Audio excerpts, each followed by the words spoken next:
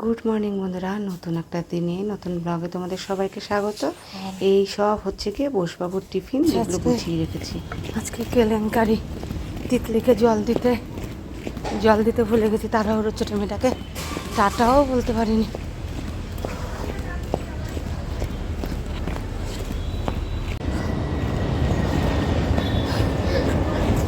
Marathon দৌড় বলছি, marathon দৌড় আজকে। এই মাম্মা, জল দিতে ভুলে গেছি, জল। টাটা, সাবধানে। হ্যাঁ, কি কাণ্ড, তিতলিকে রেখে দিয়ে এসছি, এখনো বাস আসেনি।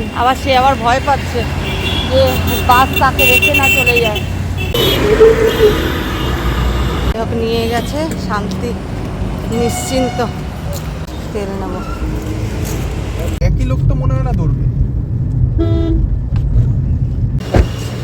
টাটা টাটা যাচ্ছে, টাটা।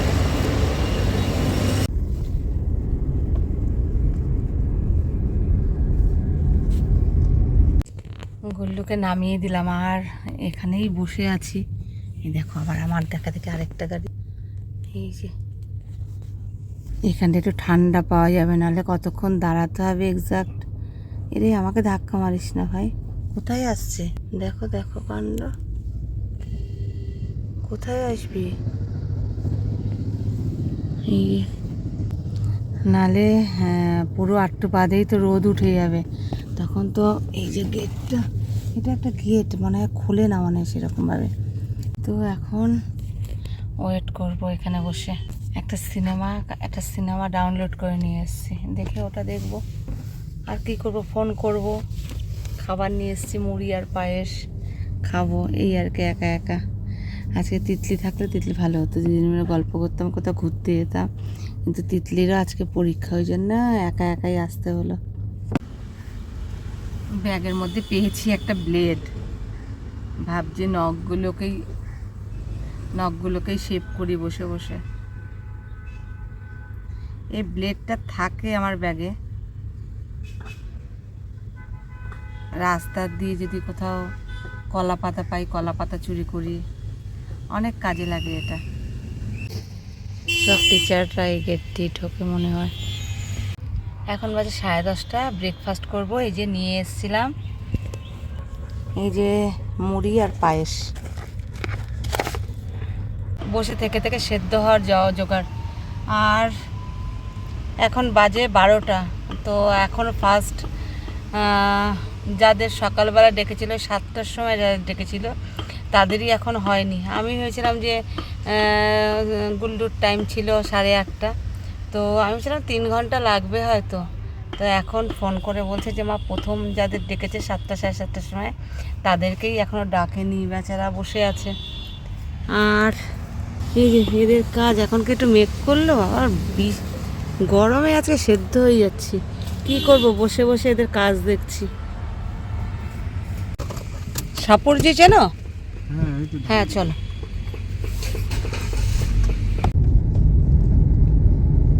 জিজ্ঞেস করতে গিয়ে অটোটা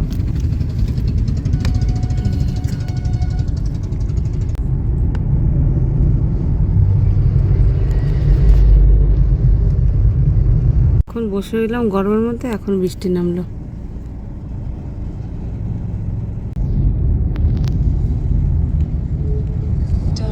যাবে রাস্তা দিয়ে ইসকন মন্দির।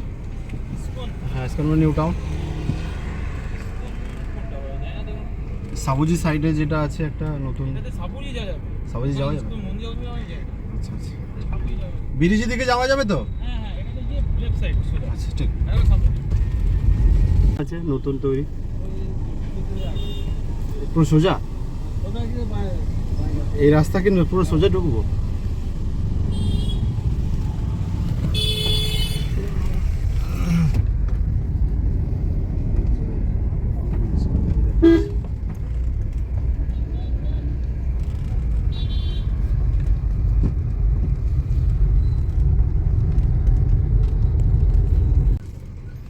বলছি দাদা, ইসকন মন্দির যাব, নতুন যে তৈরি হয়েছে, ওই পিছনের গলিটা না, যে ছেড়ে আসলাম, এইটার পেছনে। ওই ফ্ল্যাটের ও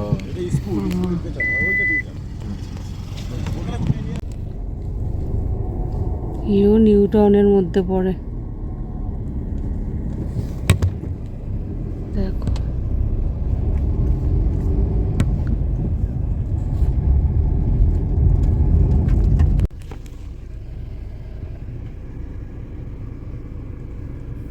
লোক থাকলে, অটোতেও লোক নেই।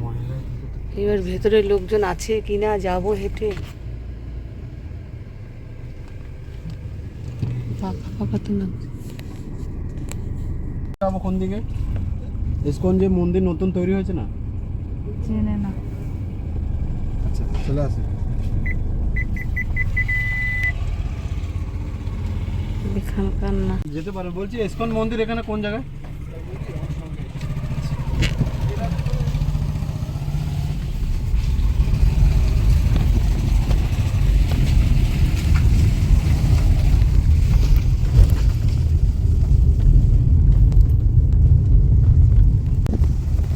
কি অবস্থা।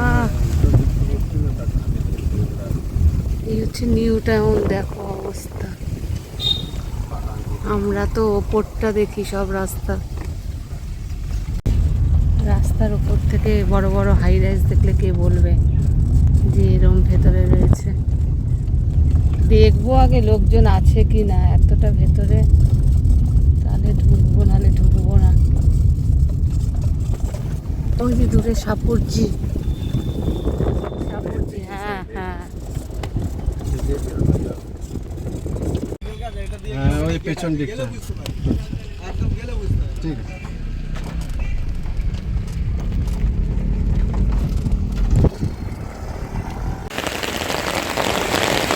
ভাই মন্দির কোন দিকে? ওই সোজা মন্দির। জীবনে আজকে আবার প্রমাণ হয়ে গেল, ডেস্টিনেশন তোমার আগে থাকতেই লেখা থাকে। তুমি কি হবে, তুমি কি করবে, সবটাই আগের থেকে তারই প্রি প্ল্যান। মন্দির সামনে, মন্দির মন্দির 12টায় খুলবে। এই সামনে সামনে তো,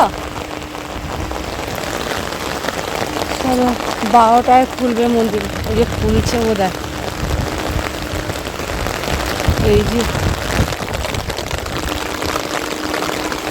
শঙ্করধ্বনি শুনতে পাচ্ছি, ভালো টাইম।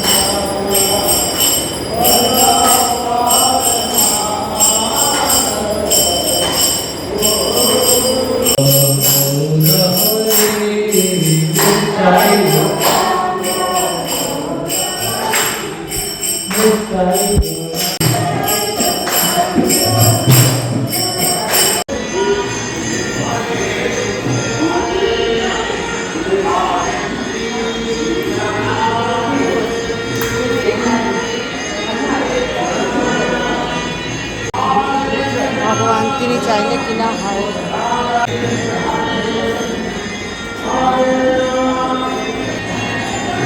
সবার মঙ্গল করো। দরজা খুলে বেরোলে এই যে পুষ্পাঞ্জলির কাউন্টার, আর মন্দিরের পাশেই রয়েছে যে গোশালা। ওদিকে আমি আর যাব না।